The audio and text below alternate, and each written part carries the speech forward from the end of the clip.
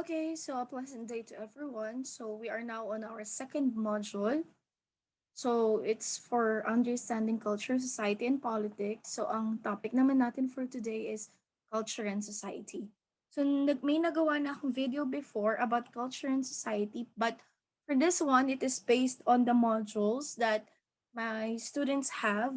So may mga similarities, pwedeng may differences, pero ang point talaga nito is para dun sa mga students na nagmo-modular learning. Okay, so start tayo.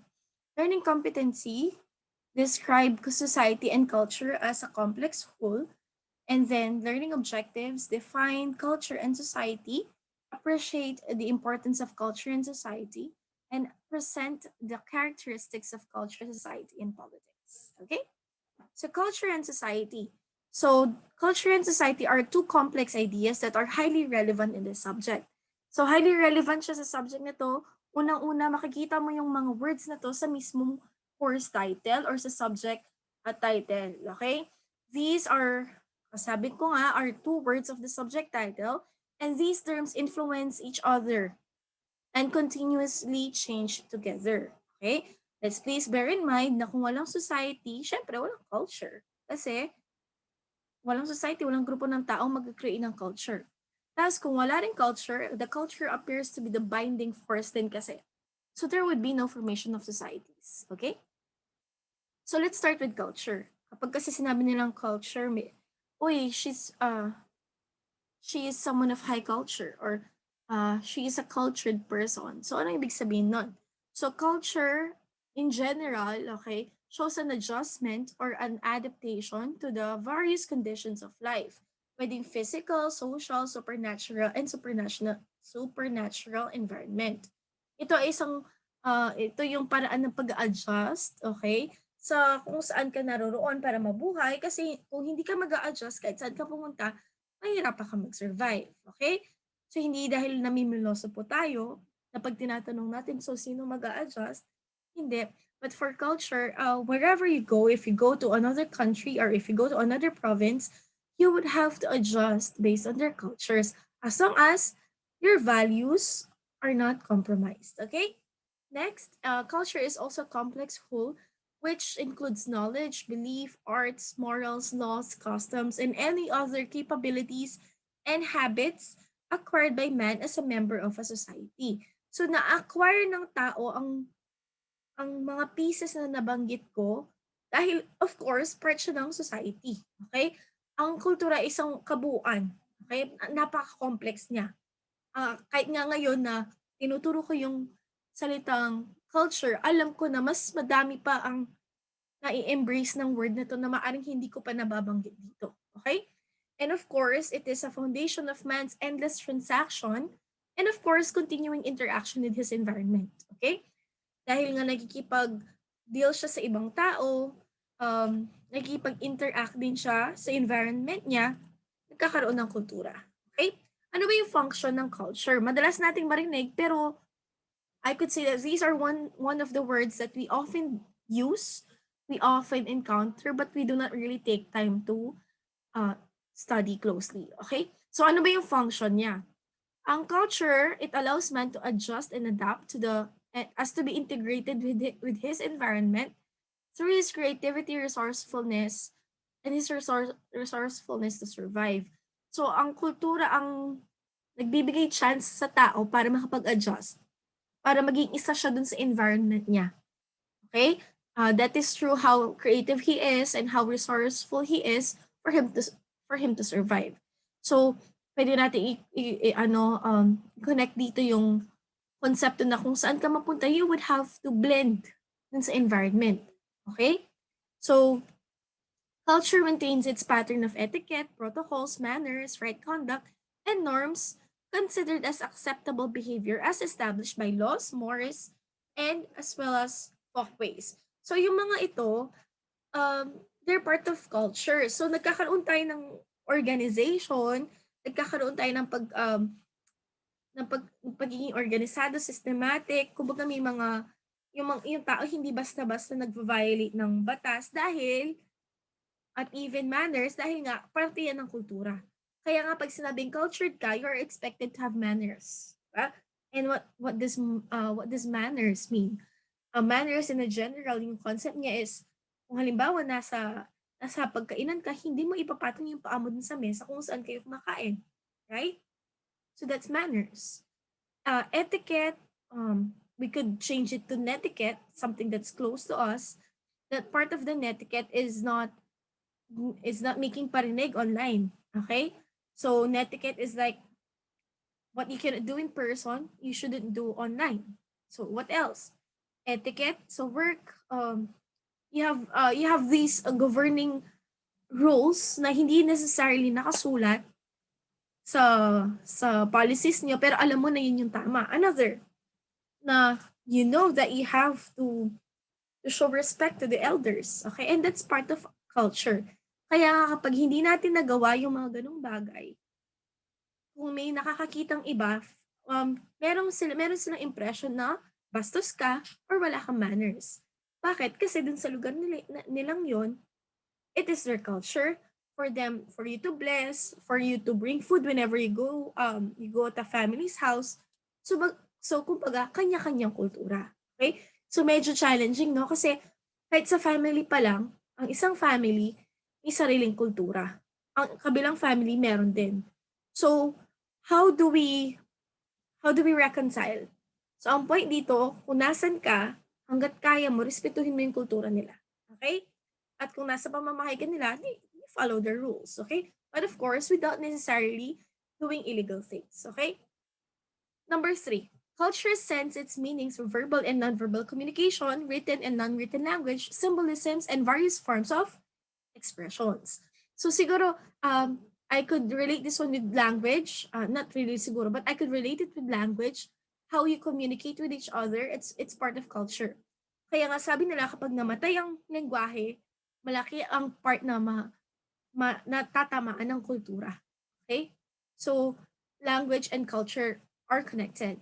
Aside from that, I could use Kapampangan people as an example na kultura natin ang maging maingay talaga kapag nagkukwento. Right? Na feeling mo, nag-aaway na sila, pero hindi naman kasi nagkukwentuhan na masaya lang talaga sila. So that's their culture. But if you're someone from the outside and then you encounter them, feeling mo nag-aaway na sila, especially if you don't understand the Kapampangan language. Okay? Same goes with other other languages or other ethnicities. Okay? Number 4, culture creates man-made things. Yes, such as clothing, tools, instruments, machines, equipment, ang equipment, hindi pwedeng lagyan ng S, structures, etc., made possible by technological know-how. Kaya nga kapag tinitingnan natin yung culture ng mga nakaraang civilizations, we look into their clothings, the things that I've mentioned, instruments, yung mga tools nila, pati yung architecture, tsaka yung mga structures nila. Kasi those mirror their culture. Okay? Yung pananamit. Kaya nga, dapat we are proud of our heritage. We are kumbaga yung barong Tagalog natin at saka barot sayan natin or let's say yung bahag, okay? Those are signs of culture, okay? Those are things that mirror our customs and traditions, okay? And of course, culture paves way to overall human satisfaction as ways to make life more enjoyable, more comfortable, easier, and more rewarding. So how? Recreational activities, leisure, entertainment, and art. So dito lumalabas yung mga dula, mga dramas, yung mga bugtong, okay? Kung ano man yung recreational activity, mga dances, mga songs, those are actually made for human satisfaction. That of course in the past hindi naman sila wala naman silang internet, wala naman silang smartphones para maglaro. So during their free time, they get to dance together when they are celebrating. They don't post on Facebook, but instead they could gather together, they would dance, they would have a feast. And that's culture, okay? And as time goes by, from past to the present and even to the future, ang culture magbabago. Basta may tao, basta may society, merong culture, okay? Now let's go to the elements of culture. Knowledge refers to any information received and perceived to be true, okay? yung mga nalalaman natin, nakukuha natin sa libro, na-experience natin, na alam natin na totoo. Beliefs, on the other hand, refers to the perception of accepted reality. Ito yung paningin mo sa realidad sa buhay. So that's why we have various beliefs. So kung halimbawa yung isang tao, ang belief niya is magagamot lamang siya sa medicine, that's his belief. If ako naman, ang belief ko is, let's say, alternative medicine or yung mga dahon-dahon would help me, that this is my belief. If yung other person would believe that by having positive thoughts, magiging galing siya, then that is his or her belief, and we should respect that as long as walang laws na na-violate, okay? Walang buhay ang nai-endanger. Number 3, reality refers to the existence of things, whether material or non-material. So ito yung pagiging totoo ng mga bagay-bagay. Kasi realidad, pag sinabing realidad, nag-exist, okay? Totoo, nangyayari sa totoong buhay, okay? And then social norms, these are the established expectations of the society as to how a person is supposed to act depending on the requirements of the time, place, or situation. Na halimbawa, for example, isa sa mga norms, I just don't know if you also consider this one, mga expectations to na kapag nag-a-attend ka ng burol, you cannot wear red. Okay? You're expected to wear something else but not red, because that's why that's a bright colored, that's highly bright colored. So it suggests na parang masaya ka. Or on the other side of on another perspective, you could also consider social norms as yung halimbawa pagpasok mo sa bahay, you would have to, yun nga, kiss the hand of the elders or show respect to your elders. Okay? Another form of the social norm is that bago mag-asawa, kailangan magpaalam muna sa mga magulang. Those are the norms, okay? Na nag-vary sa time, okay? Na isa sa mga pwede natin gawing example dito is yung difference ng panliligaw noon at saka ngayon, okay? Parte ng norm dati na dapat ang lalaki manilbihan, okay? I-prove niya yung pagmamahal niya sa babae at yung panliligaw napakatagal, okay? Kasi nga gusto niya i-prove, okay?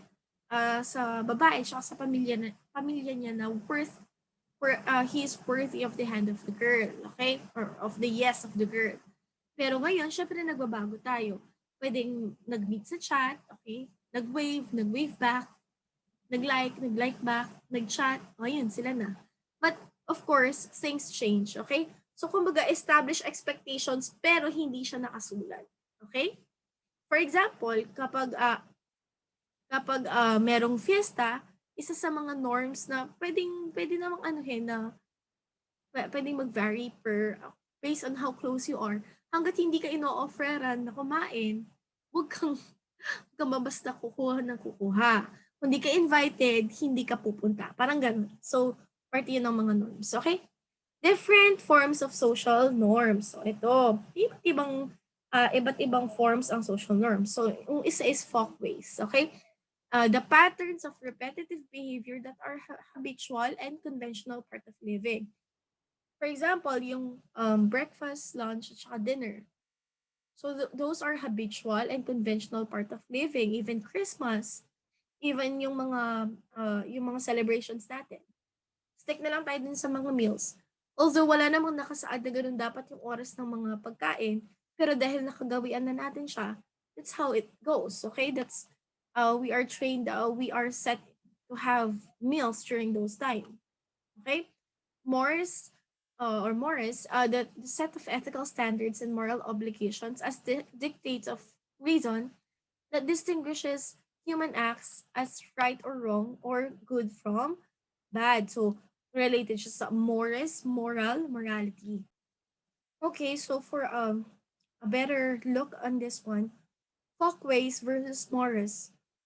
Folkways, halimbawa, in the Chinese culture or Asian culture in general or dun sa mga applicable lang, belching or yung pag-burp out loud is a sign that you are satisfied with the meal, okay?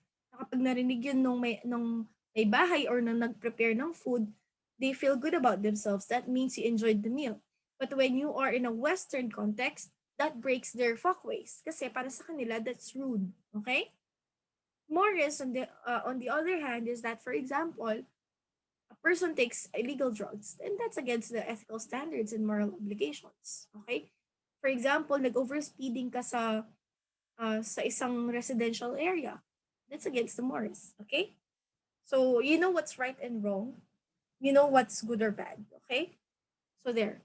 Next, pero sa mores, alam mo talaga kung good or bad. Kumbaga, we have laws at some point, those could serve as basis. But for folkways, it may vary from one culture to another. Next is values. This is anything held to be relatively worthy, important, desirable, or valuable. So, ito yung mga values mo na honesty, responsibility, genuineness, okay? Those stuff. And of course, you know those already. So, those are practically desirable. So, di siya desirable, di siya value. Okay? Values education. Okay? Then technology, these are the practical application of knowledge converting raw materials to finished products. So, halimbawa, yes, of course, technology involves internet, the laptop. Pero pag sinabi nilang the technology, okay, how do you convert? How do you convert the materials? Okay, how do you change something raw to what can be used or what can be benefited from? Okay, beneficial for human beings in general. Okay, so there. Society, okay na tayo dun, I believe, no? Society, on the other hand, refers to the continuous interaction among individuals formed a society. Okay, so a product of human social processes intended to meet basic needs for survival is considered society. So ito yung continuous interaction ng mga tao. Kapag nag-interact ang mga tao, tapos form na sila nag-organize na sila, that's where society comes into picture. Okay? And society becomes a product ng mga social processes na to para ma-meet nila yung needs nila para mag-survive. No man is an island, di ba? So, to talk more about that, okay?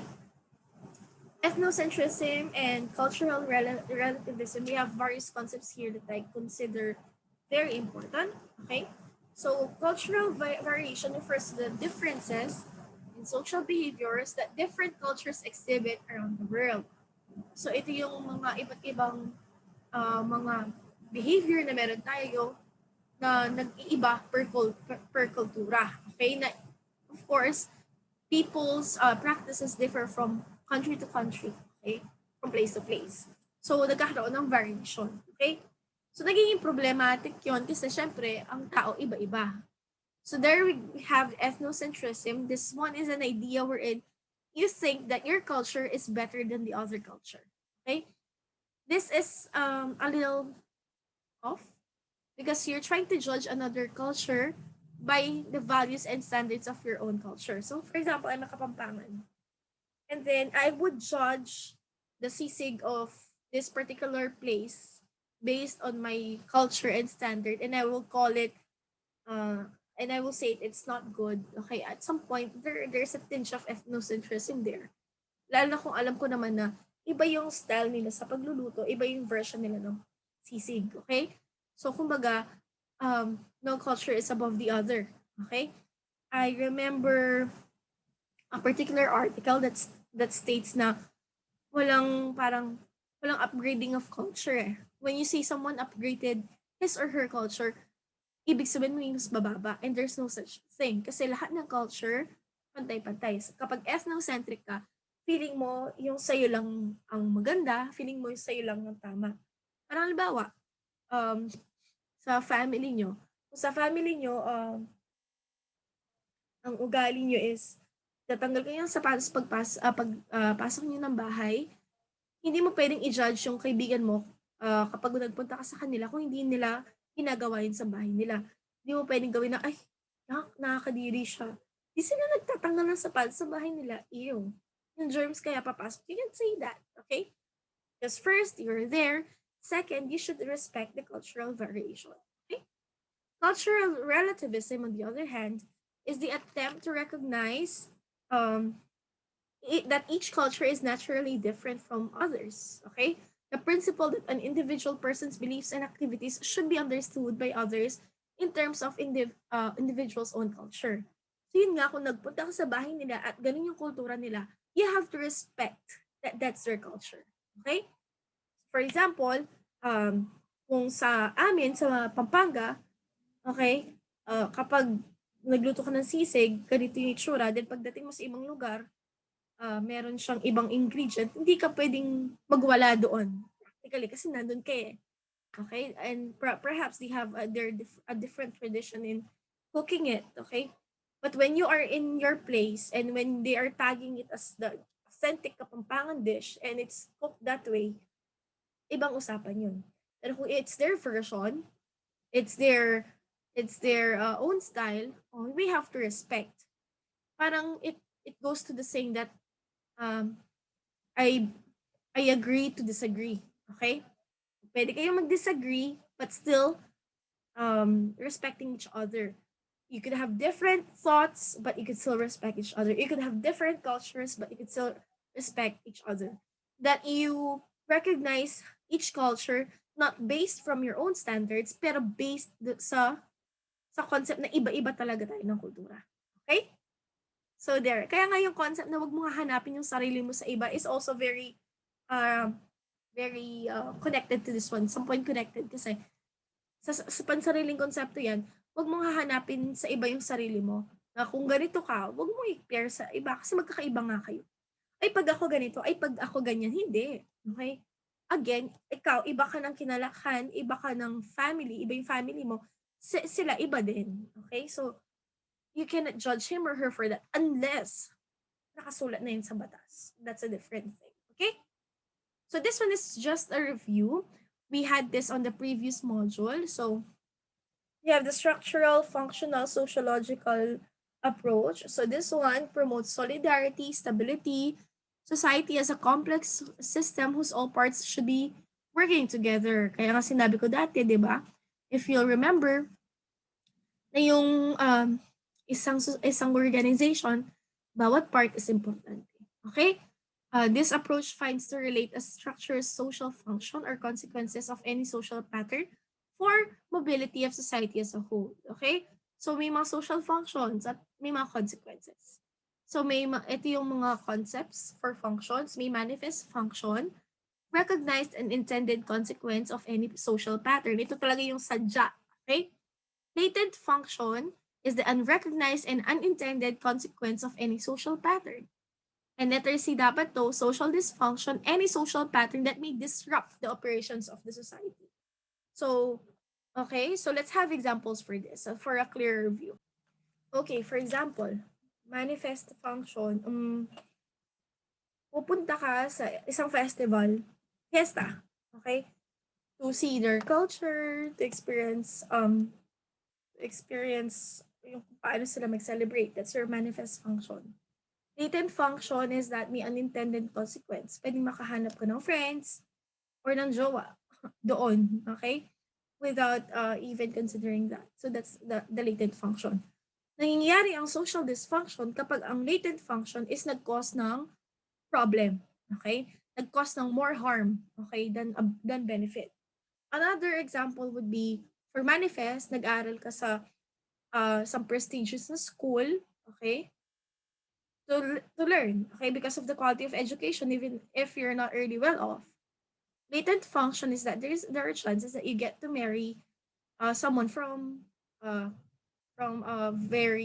upper class kung yung kinikater na school na is from the upper class. Parang ganon.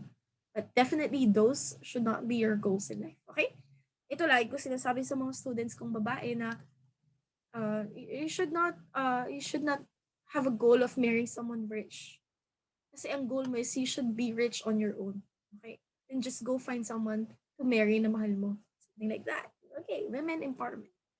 Next is social conflict theory. Again, this we talked about last time. That the society is an arena of inequality na may conflict and change, and individuals and groups within society tend to settle their differences through conflict rather than coming up with consensus to promote change. Okay, so this is very evident with wars. Okay, na imbis na pag-usapan ang nangyayari dahil may differences sila, nakaroon ng away or even war. Okay? And in wars, my dear students, walang panalo. Nanalo nga siya dun sa usapan, at the end of the day, mayroon pa rin siyang nawalang mga soldiers, okay, mga civilians. So, in general, sa war, walang panalo. Okay? And of course, symbolic interaction sees the society as the product of everyday interaction of individuals using symbols such as language and actions. Okay, we studied about this na. So society naman, so okay na tayo sa culture ah. Society naman, it came from the Latin word societas, meaning comrade, okay, friend or ally. So ibig sabihin may bond, okay, may interaction between parties that are friendly or at least kung di man friendly, civil, okay. This mentioned that human beings are zoon politikon or political animals, okay? And that it is the nature of human beings, according to Aristotle, for them to live in a society or in a group. So again, madalang na madalang ka lang talaga makakita ng taong living on his or her own, not unless choice niya yon, gusto niya munang humiwalay sa society, but most of the time, people would live in a group. And then the term society is used to describe a level of organization of groups that is relatively self-contained at kaya nilang mag-survive on their own. Okay? So let's have a review of the previous concepts. We have anthropology, if you still remember, scientific study of man, his works, his body, his behavior, values in time and space. Sociology, let's skip, is the scientific study of patterned, shared human behavior. So see anthropology, the human person himself or herself, and then sociology, how he interacts with other people. Okay, it analyzes human interaction essential in understanding man's cultural makeup. And then political science naman is a systematic study of a state and its government with the relationship of men in the community, relations of men and the groups to the state itself, with the relations of a state with other sovereign states abroad. Okay? So we should remember that culture and society are interdependent and intertwined. Without the other one, the other will not exist. Okay? Culture binds society together. Without society, culture also will not exist. Okay? Kasi kung walang tao, walang society. Kung walang society, wala namang mabubuong kultura. Okay? So, ganun lang yun. At kung walang kultura, wala ding society kasi walang magbabond together dun sa mga taong yun. Okay? And then, allow me to underscore this. It says here, people have varied culture and this calls for respect and understanding to avoid discrimination and prejudice.